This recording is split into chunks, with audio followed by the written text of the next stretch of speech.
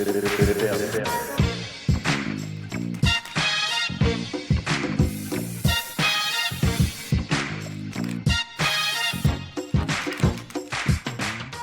Tom Finn, bringing 15 years on the client side, procurement, finance, and category management experience in large and small cap orgs.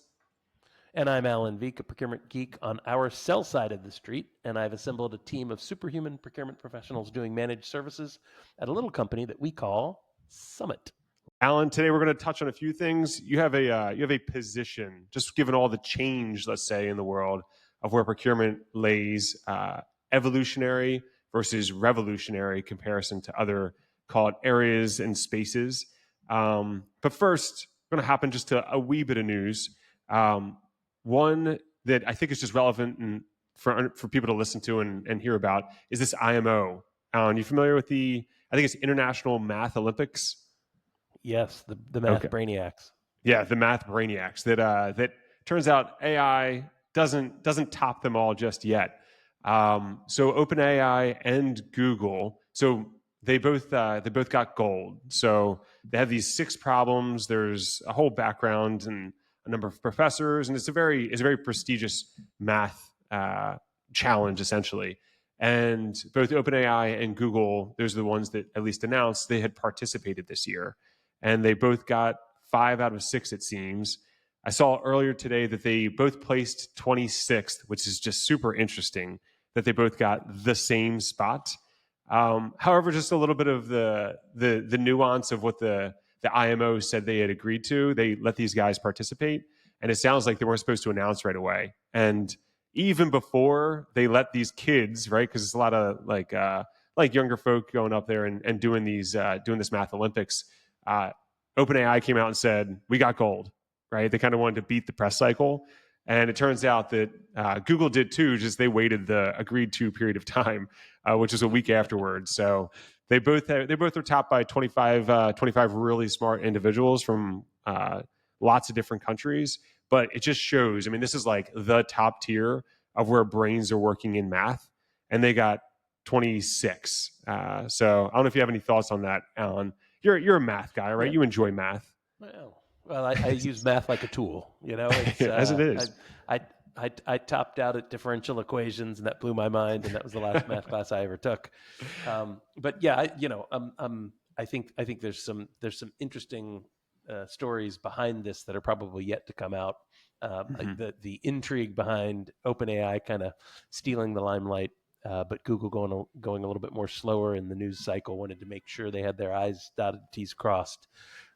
And if I'm reading between the lines right, there's some sense in the AI community that Google might be on a slightly better path than OpenAI. They both kind of squeezed as much juice out of the model as they currently could, but OpenAI's model, the way that it processes thinking, might not be able to carry it as far as Google's Gemini model can do. That's what I read between the lines, which I think could be fun because, still they got 5 out of 6 questions. They got a gold, but they didn't like ace the test. I think that there's, the next 6 or 9 months, we're going to be producing models that likely ace the test, get the 1600 on the SAT sort of thing. So last year, supposedly Google got silver as well. So whatever number that was, but yeah. Yeah, so it'll be interesting to see what happens in the next 6 to 9 months. But anyway, it's fun to watch. I am getting lots of email, lots of text messages. I want to say from fans, but we'll call them fans. They can be fans. But we'll just say, they're related by blood. Related by blood. Exactly. No, it's a little more in the woodworks than that. Some distant colleagues, some old friends who are writing to basically say, well, what do you think? Should we be worried? Should we be scared of what AI is bringing? And I still maintain that the answer to that is no. This is, in the end, I read a couple of good posts on X from some top mathematicians who'd done better than the AI models did on the Math Olympiad test. And they basically said, we look forward to the next decade of working with AI to take some of the drudgery out of the work that we do in our mathematical proofs. We think it's going to be able to give us extension. So once again, the old adage applies, which is computers are great and oftentimes can beat humans, but the best system in the world is a computer plus a human. That's the smartest brain that we know of. So let's hope it holds true for the next several decades. Yeah, and I think a fun thing about our conversations is I love to jump on these hype cycles. They give me energy, right? Like I sort of go up with them, and I kind of, I can move along to the next thing. I like to gather the knowledge as it ramps up, and then you kind of keep where you take the protagonist view. Sometimes it is just against the hype cycle in many ways, right? I mean, you have your own things that go along, but specifically with this AI piece, you've been pretty steady with that. I have seen where it does top out for certain things, and I'm curious how it would even go beyond. And we've talked about this where I jump on the horse of, all right, now I couldn't code before. Hey, now I can. And you know what? Tying those last things together takes a lot of work. It's just the old saying of just how, the final mile is just where all of the work happens. And it really is the case with a lot of things I've seen. That final mile is not perfected at all. It's still quite a ways off. Just like there's final linkages and really where your brain would be like, why isn't this happening? Like it's obvious. It doesn't do things like that. It still requires the human brain. Yep, I like that. So that's going to be a fun one to watch. In other news, Tom, a couple of things that I was watching this week. I know that we've had a lot of discussions about Doge, especially from the ability to kind of be a little bit like a procurement function, helping. Okay, next topic, Alan. Savings. Next topic. Yeah, next topic. Okay. Well, we're gonna do accounting at the end of the year. Sure, for sure. But the early returns coming back are that we're in the the low double-digit billions of savings. It's not a meaningful percentage of government expenditures that Doge was able to accomplish. But I think that's just more because the pessimistic, realistic side of me kicked in at the end of last year when I was trying to forecast where this would go. So it's not too surprising to me that maybe Doge has been a little less impactful than we thought. However, I do think there's going to be a long tail on this because a lot of it's tied up in courts, and we're going to be able to see what the current administration is going to be able to do with some of the court wins that they've gotten, and undoubtedly they'll have some setbacks as well. So I think it might be, Tom, to your benefit, a little too early to call. Yeah, but we're halfway through the year. Yeah, I mean, for that, it is a bit of a bummer when you just look at the larger. It's not reduced workforce, all of that kind of stuff. Just we do have a lot of money spent where it doesn't need to be spent. Right? Take out the international aid, take out the employees, things of that nature. Just like contracts in general, the government does tend to overpay, and it's a bit of a bummer, for lack of a better term, there that we couldn't get the house in order a little bit more and just make sure that things are on the right track for how we spend our money. Yep, that's right. But on the flip side of that coin, there were some interesting news this week around the tariffs that say basically, I think it's a good procurement story. In essence, with some of the new deals that the administration's made with some of our trade partners around tariffs, some of the revenue coming from the tariffs is really starting to kick in. So for the first time, I believe we had a positive month. It was either May or June, but I believe it was May, because we collected, call it $26 billion in the month of May in tariffs. So we actually were able to close the deficit for the month of May. Overall debt for the year is going to be massive, but in that 1 month, we were able to actually close the deficit, which is like maybe the first time that's ever happened since the Clinton administration. Yeah. I mean, that we'll see what the trajectory looks like of that. I'm still curious overall the impact we'll see on. Even with those tariffs, I'm curious the overall impact we'll see on manufacturers within the United States. I think that was one of the things we talked about earlier in the year. That and we'll see how that plays out. Just because the inputs, there's so many from Japan, China, Europe, they all come through, and prices sometimes can't be raised fast enough. I saw GM's profits were down further. I mean, that's not probably just a tariff thing, but just companies like those that are kind of the old school manufacturers. We'll see how it all rolls through at the end of the day. I think probably around the end of the year, we should have a good understanding of that. I think we should. We'll certainly have a better understanding. I think to that last point you made about GM.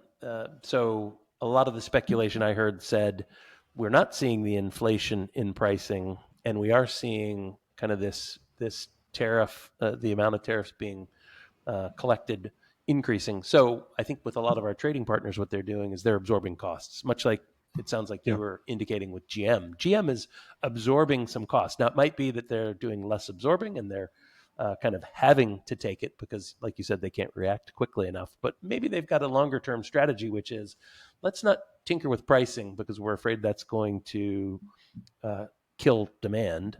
Rather, let's take a few cycles, a few quarters to really do some internal cost cutting. Let's look at productivity and see if we can't squeeze a little bit more out. I think that's a good procurement story. If our trading partners are being forced to do that and being forced to kind of cut margin, much like GM is, then good, because it's always a feedback cycle. If you're not able to raise prices, then you got to look at productivity and cost, and that's a good procurement story. Yeah, I wouldn't be surprised if a lot of different manufacturers in general were holding out on the raising of cost and seeing how it would all play out. And now things are beginning to play out further. Their profits fell 32% in the last quarter. So that essentially does say they didn't increase their price, but something happened to their cost structure that went up. That's right. So for sure. Or sales went down too, and they couldn't cover certain fixed costs. But yeah. Okay. That's that's kind of the news cycle I think we had here, Alan. But I think it's all well tied in. Now, moving on to the, you tee it up. You tee up your thoughts because you've kind of we've had some of these offline, but we haven't dove too deeply together into this. Yeah, I agree. Or is it dived? I don't know. Yeah, trust me. I paused there. You heard a pause. We haven't divin. We haven't divin in. Divin, yeah. That's good. That's good. Divination. So I have a few. Being an older guy who's been around the block a few times, I have a few themes that I've been considering for decades, and really developed a point of view on. And one of the themes that's come up for me in the last, call it 5 or 7 years, is this notion of evolution versus revolution. There was a little foreshadowing of this maybe in last week's podcast, if anybody wants to go back and listen to that, where I made the strong point that we are currently at a revolutionary point in SaaS software, where AI's ability to come in and build code and build applications is really going to steal SaaS's lunch. And it's moving so quickly that it's more revolutionary than evolutionary. So that's kind of the contrasting two terms. Evolution, which is a slow maturation, a slow bit of progress, versus a revolution, which can happen kind of overnight. Think about things that happened during COVID. There were several things like kind of the work from home movement. That was a revolution. It wasn't given a chance to take decades to play out. It happened overnight, relatively speaking, overnight. Well, I remember when I was brand new in procurement in the late 90s, and I joined a startup called Free Markets, where we were doing reverse online auctions, and we were taking just massive amounts of cost out of fairly standard goods and services that were being procured by big Fortune 500 companies. And I remember thinking, late 90s, boy, we are at an inflection point here. This is the procurement revolution. It has arrived. But now, taking a little bit longer point of view, 25, 30 years later, I really have come to understand that we weren't at a revolutionary moment. That was a little spike, a little point in time, a small spike in competitive negotiations. However, it was a blip on the radar. And procurement tends to be much more evolutionary than revolutionary. That's my theme. And I thought maybe to kick this theme off, Tom, did a little bit of research, and I came up with 7 eras of procurement that talk about the evolution of it. And I think what these eras show is it is big time evolutionary. However, in the modern era, it might feel like it can be revolutionary at certain points in time, just because things are, the pace of evolution is increasing. I don't think we've yet hit revolutionary procurement, but let me hit you with the 7 eras. The first era is an era I'm calling the ancient era. This is 3000 BC. Exactly. Seashells.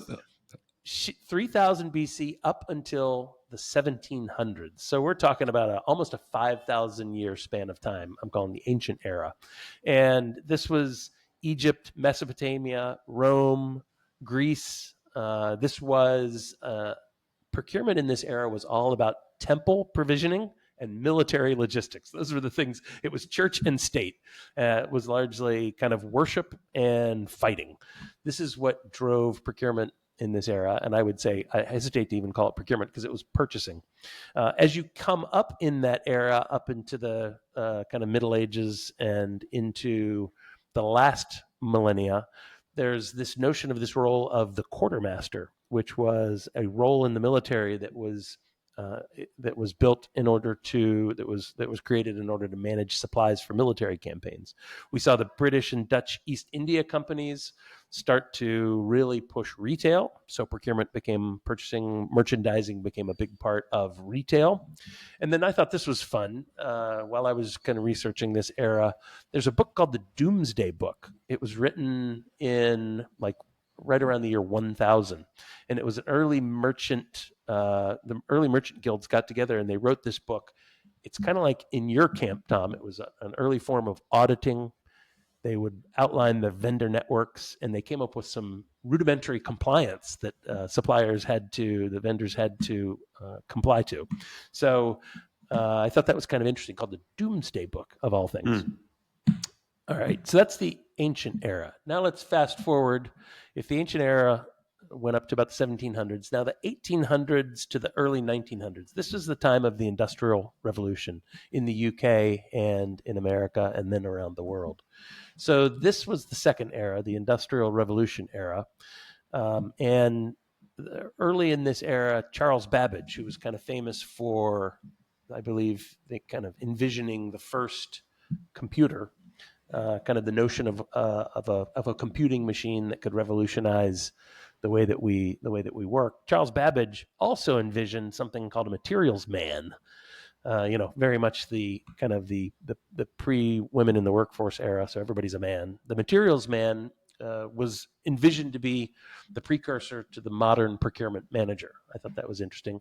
The railroads in the late 1800s came around and established formal purchasing departments. As a matter of fact, the Pennsylvania Railroad, right here in our home state, Keystone State, the Commonwealth, Tom, Pennsylvania Railroad was credited with creating the first formal purchasing department for a U.S. corporation.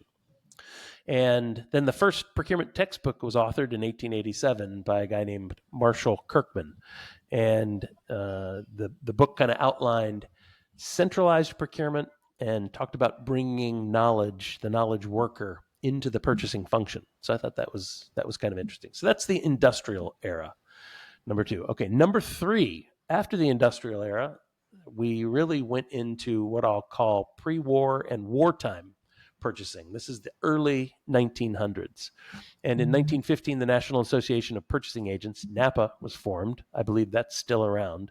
However, the function was still very much a clerical function. It was still very much what we today would call downstream procurement, procure to pay.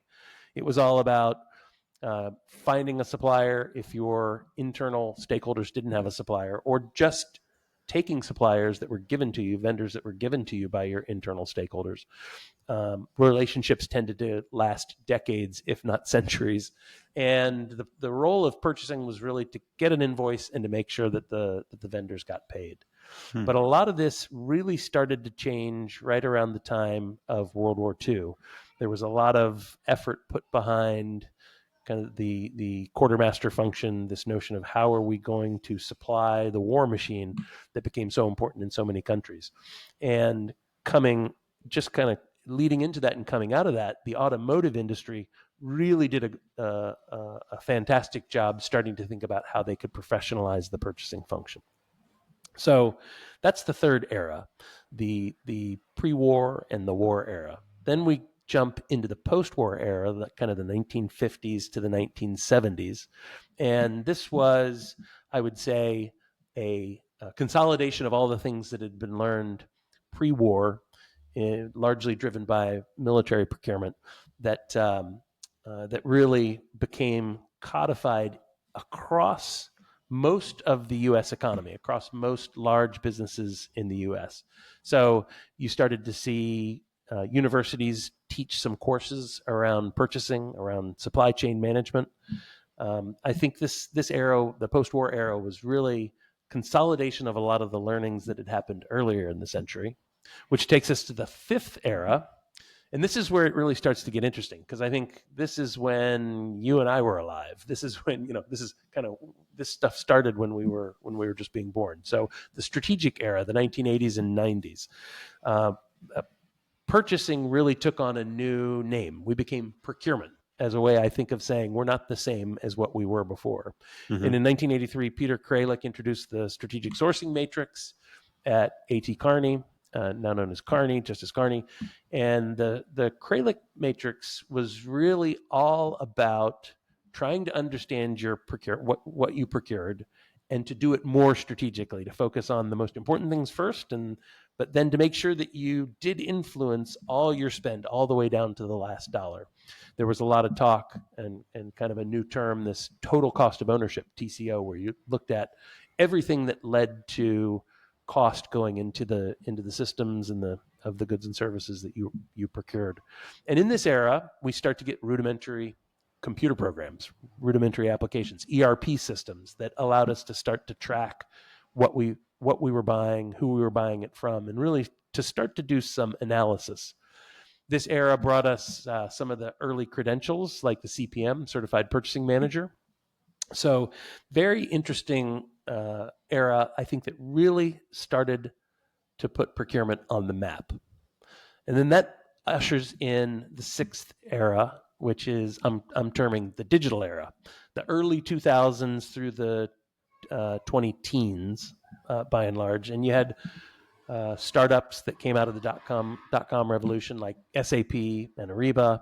You have companies like free markets that I think really helped professionalize the notion of a tight RFP, request for proposal. And you started to see the building of vendor management systems and the collection of broader data sets around who you're buying from and how they're performing. So this, I think, really ushered in, this is what felt to me like it might be a revolution, but in retrospect, it really was just an evolution. And we're still kind of in a lot of the growth of these digital platforms that are helping procurement people be more strategic.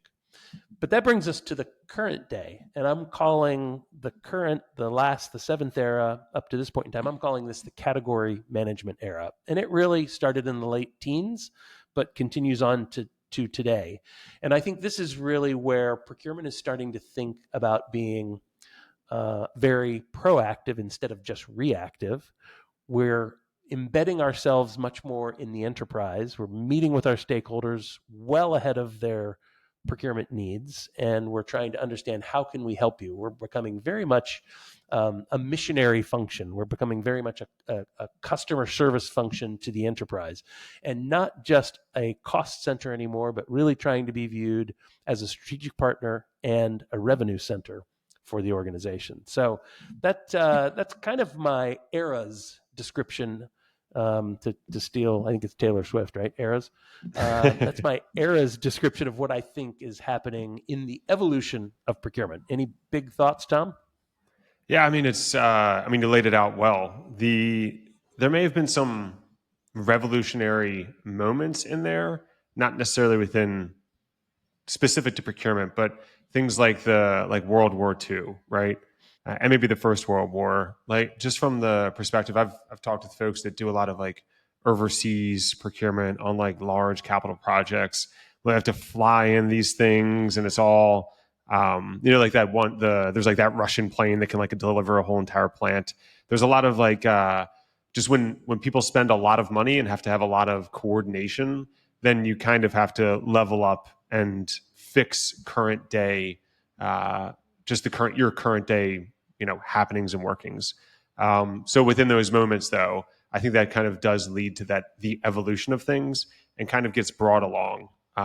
One that I just some commentary, I remember reading the book on, and I brought this up before, on it wasn't on the Golden Gate Bridge, but the Golden Gate Bridge was it was about the Brooklyn Bridge, but they talked about the Golden Gate Bridge within it. I went down this whole little rabbit hole, and I remember seeing lay down yards. So for like refineries, if you're doing turnarounds, you try and coordinate all your materials before you get started.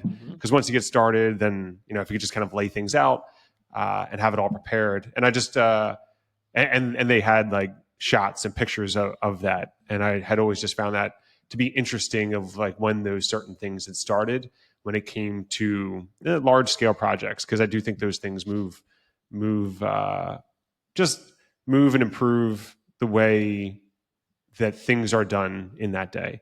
So yeah, I think I came into procurement specifically like the early 2000s, and I remember the transition of cost cutting, which is really what it was. It was like, how do I get every last darn drop out of this supplier, out of this category, and I don't really care about emotions or feelings, right? This just needs to be the lowest or quality. I mean, in many ways. And I think we had talked a little bit about GM. Some of those had effects on output of product too. And quality went down because of essentially cost cutting exercises, not just within procurement, just as within organizations. And the category management has been much more focused on how the end user views some of the output too. And that's just, within the industry and within, the department within the organizations, I've seen that kind of play out. Yeah, I think this era is one where the motto would be, you can have your cake and eat it too. Mm-hmm. It is you can get lower cost without focusing on lower cost, but by focusing on the relationships and the quality and just doing good procurement, the cost takeout kind of comes as table stakes. So we're in many ways in a magical era right now. I'm sure that the next era will look like magic by comparison. Who knows what the next era of this might be. That it might be the kind of the physical revolution where we can 3D print things and much like you build bespoke applications using AI. We might have a whole era where this notion of horizontal integration can happen, vertical integration can happen, right, all the way up and down the supply chain. So it's I think it's fun to be sitting where we're sitting, and it's fun to pontificate on where we think we might go. Yeah, and Alan, so on the revolutionary side, what would you see? So call it procurement's evolutionary. What in your mind would be revolutionary? So the free markets, it didn't end up being revolutionary within procurement, but like what is revolutionary that then, in comparison? Yeah, I think that if we move from the digital era being focused on bits to being focused on atoms. So again, if there's a physical side, if there's a physical era to procurement where you no longer have to buy things from vendors, you can just make them yourselves because of a revolution in the atomic space. I think that could be amazing. Like that would truly feel revolutionary to me. And procurement departments might become much more of an engineering function than anything else, where, just like you're building software applications, that might be the role of procurement is, I'm going to go build this because I've got an engineer, I've got a manufacturing floor that needs it, and I don't have to go get a vendor to do it. We can do it all in-house now. Yeah, it is interesting. Like the access of what the company needs does sit within procurement in many ways, right? Get to see everything you're buying across the organization. And it would be more interesting. It would be interesting if folks began to lean into that more, right? Because what do they say about AI? It's all a data play, right? What data you have is what you can kind of do something with. Mm-hmm. And procurement sits at it. I mean, I know the finance folks, they have a different focus. Theirs is like, how can I maintain budget? How can I, spend less? What is the ROI? That's their focus. Whereas procurement is the one that looks a lot at what are we doing with that money? How can we possibly better utilize it? How can we, spend less on a percentage basis? But you have access to all those scopes. You're helping write a lot of those scopes. To your point, there may be an opportunity of, hey, let's do this. You know what? I actually have a lot of the knowledge associated with this. I could do this for 10% of the cost that we've been paying today. And maybe some of those roles do end up being picked up. or working together with different folks in the organization and kind of project managing it in a way. That would be super interesting. Yep. I like that. So we will see. Maybe at the rate of change that procurement experiences, maybe it's always evolutionary, but it is picking up speed. It is, it's the rate of change is increasing. However, I think it falls short of what might be a textbook definition of a revolution. Again, back to the software analogy, it feels like about every 10 or 15 years, the software world reinvents itself in kind of a creative destruction way, a revolutionary way. But I think procurement is all about evolution. And it brings to mind one of my favorite quotes, which is, you think about the state of procurement in your organization. Say that you're chief procurement officer, say that you're one of the members of the leadership team in a procurement function in a global 2000 company.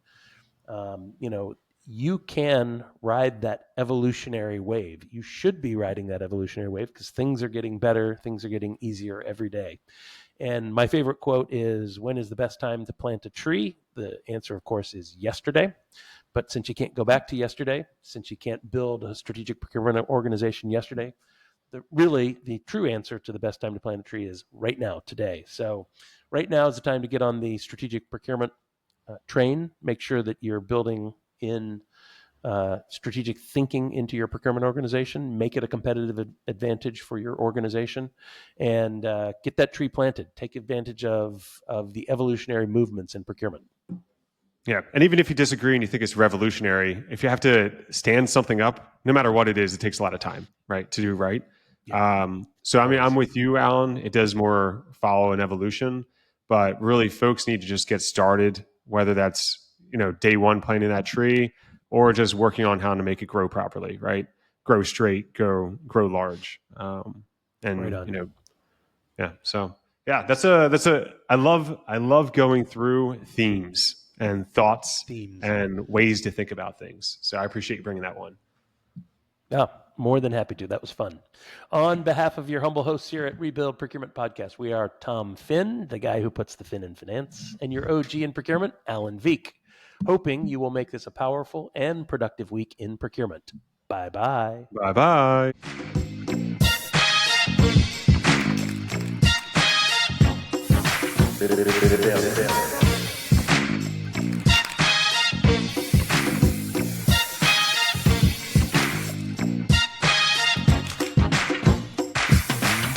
Show me, and you won't hear the word rebuild.